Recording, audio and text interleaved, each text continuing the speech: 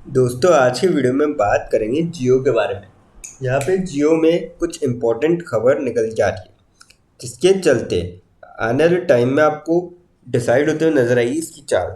और आज के दिन आपको मार्केट में थोड़ी सी रिकवरी देखने वाली तो उसके चलते भी स्टॉक आपको चढ़ते हुए नजर आया।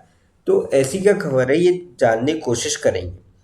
फिर बात करेंगे हम यहाँ पे IRFC के बारे में। IRFC में आज 5-5.5% तेजी देखने मिली। इनफैक्ट रेलवेज की जो मेजर स्टॉक्स थे उनमें किसी में 1.5%, किसी में 2%, किसी में 4, किसी में 5, ऐसे करके काफ़ी सारे स्टॉक्स में रेलवे की तेजी देखने मिली। अब इसके पीछे क्या बड़ी वजह रही ये हम जानने की कोशिश करेंगे इस वीडियो में। फिर बात करेंगे यहाँ पे टाटा स्टील के बारे में।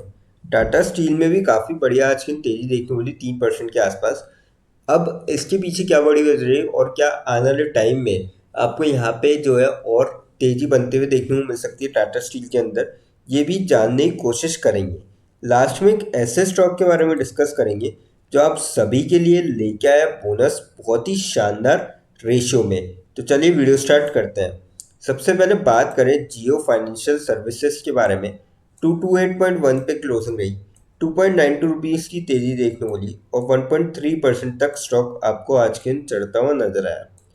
बात करी जाए वॉल्यूम की इसकी, तो लगभग जो वॉल्यूम थी आज के दिन वो थी 2 CR के आसपास। कल की बात करी जाए, कल 3 CR के आसपास वॉल्यूम थी, 2 CR की डिलीवरी उठाई गई थी। हफ्ते की आप एवरेज देखिए, 3 CR के आसपास वॉल्यूम थी, 1 CR की डिलीवरी उठाई गई थी। और मंथ की आप एवरेज देखिए तो यहाँ पे लगभग 3 CR के आसपास वॉल्यूम थी और 1 CR की जो है डिलीवरी उठाई गई।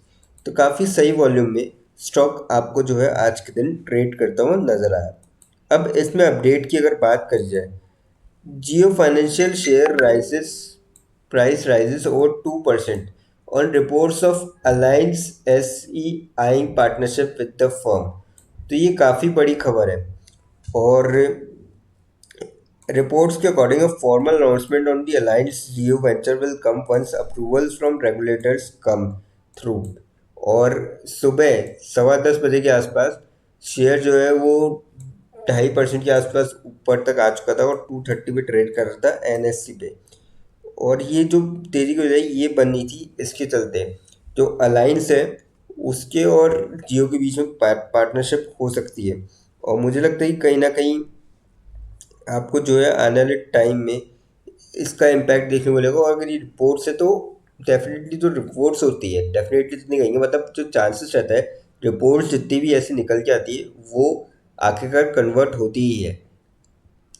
70-80% चांसेस होता है कि जो रिपोर्ट्स निकल के आ रही है ऐसे ही वो कन्वर्ट हो जाए। तो ये पार्टनरशिप आपको होती हुई नज़र आ सकती है मेरे ख्याल से, और जिसका आपको अच्छा खासा इम्पैक्ट देखने को मिल सकता है। तो मेरे ख्याल से तो यहाँ पे ऊपर के लेवल से जो गिरावट भी हुई है स्टॉक के अंदर, अगर आप देखेंगे 394 का हाई था, 228 पे चल रहा है।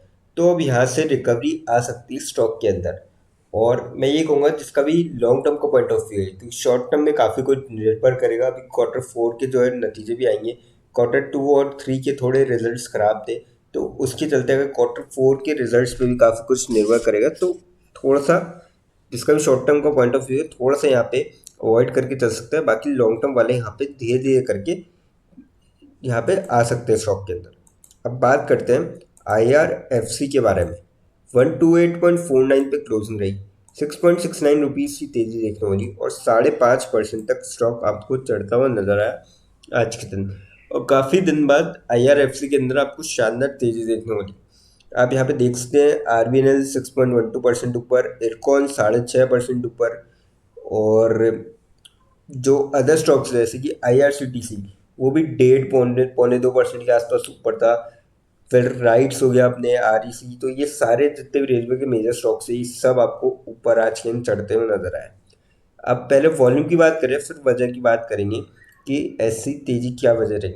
वॉल्यूम देखिए आज के दिन 3 CR के आसपास थी स्टॉक के अंदर, काफ़ी ज़बरदस्त थी। कल की बात करी जाए 2 CR के आसपास थी, 57 लाख से डिलीवर उठाई गई थी। हफ्ते की आप एवरेज देखेंगे 2 CR के आसपास वॉल्यूम थी, 43 लाख से डिलीवर उठाई गई। और मंथ की आप एवरेज देखेंगे 2 CR के आसपास वॉल्यूम थी और 55 लाख से जो है डिलीवर उठाई गई। तो काफ़ी सही वॉल्यूम में स्टॉक आपको जो है ट्रेड करता हुआ नजर आया यहाँ पे। अब अपडेट की अगर बात करी जाए तो अपडेट कुछ ऐसा है कि Indian Railways bets on nuclear power to meet net zero goal by 2030। तो ये खबर है और मुझे लगता है कि कहीं ना कहीं आपको इस खबर के चलते ऐसी तेज़ी देखने वाली। और आज के दिन ये देखिए आप पब्लिश हुई थी, निकल के आई थी 19 मार्च 2025, तो जिसके चलते आपको ज़बरदस्त तेज़ी देखने मिली आज पूरे रेलवे स्टॉक के सेक्टर के अंदर। और कहीं ना कहीं मुझे लगता है कि इसमें भी अब गिरावट का जोर जो है थमता हुआ नज़र आ सकता है।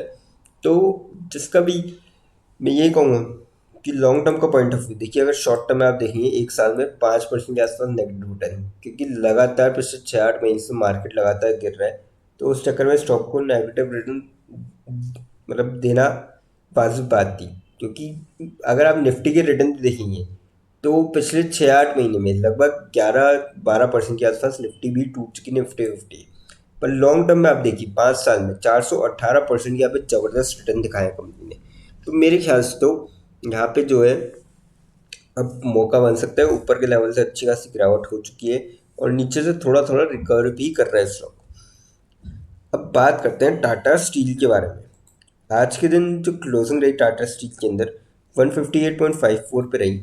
3.88 रुपीज़ की तेज़ी देखने वाली और 2.5% के आसपास स्टॉक आपको चढ़ता हुआ नजर आया आज के दिन। बात करी जाए वॉल्यूम की इसकी, 7 CR के आसपास वॉल्यूम थी, काफ़ी ज़बरदस्त वॉल्यूम थी आज के दिन। कल की बात करी जाए 4 CR के आसपास वॉल्यूम थी, 3 CR की डिलीवर उठाई गई। हफ्ते की आप एवरेज दिखेंगे 4 CR के आसपास वॉल्यूम थी, 2 CR की डिलीवर उठाएगी। और मंथ की आप एवरेज दिखेंगे 4 CR के आसपास वॉल्यूम थी और 2 CR की जो है डिलीवर उठाएगी। तो काफ़ी सही वॉल्यूम में स्टॉक आपको यहाँ पे ज़बरदस्त वॉल्यूम में आपको स्टॉक ट्रेड करता हुआ नजर आया। अब अपडेट की अगर बात करी जाए तो Tata Steel shares up 3%, M के sales this is point of inflection.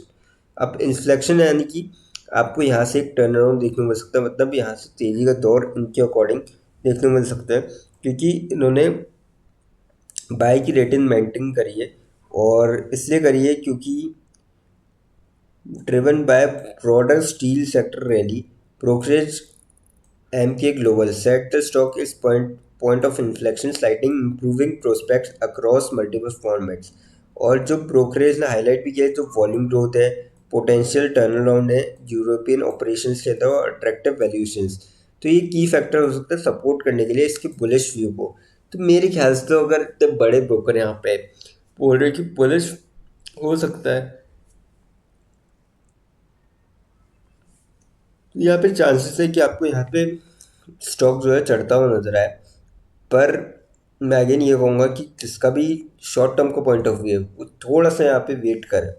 बाकी जिसका भी लॉन्ग टर्म का पॉइंट ऑफ व्यू है धीरे धीरे करके स्टॉक में निवेश कर सकता है। कंपनी देखिए अच्छी है और टाटा ग्रुप की सबसे पुरानी कंपनीज में से भी एक है। तो ऐसे में मुझे लगता है कि कहीं ना कहीं आपको लॉन्ग टर्म में यहाँ पे रिटर्न देखने को मिल सकता है। अब बात करते हैं उस स्टॉक के बारे में जो आप सभी के लिए लेके आया बोनस बहुत ही शानदार रेशियो में। कंपनी का नाम है ग्रीन लैम्प इंडस्ट्रीज लिमिटेड। 553 पे क्लोजिंग रही, 17.7 रुपीज़ की तेज़ी देखने वाली और 3.31% तक स्टॉक चढ़ता हुआ नजर आया।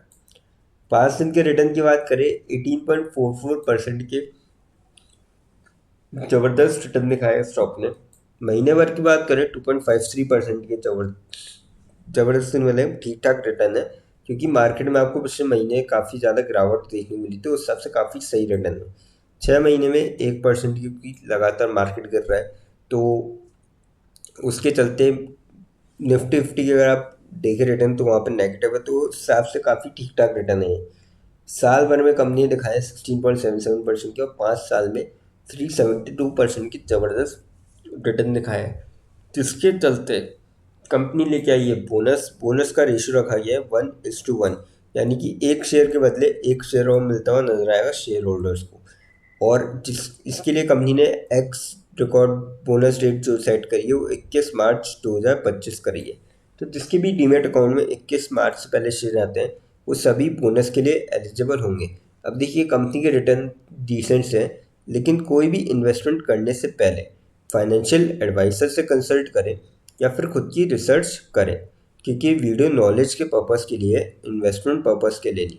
दोस्तों अगर वीडियो अच्छी लगी हो तो चैनल को लाइक और सब्सक्राइब जरूर करें ताकि आने वाले टाइम में आपको और भी ये सब अपडेट्स मिलते रहे।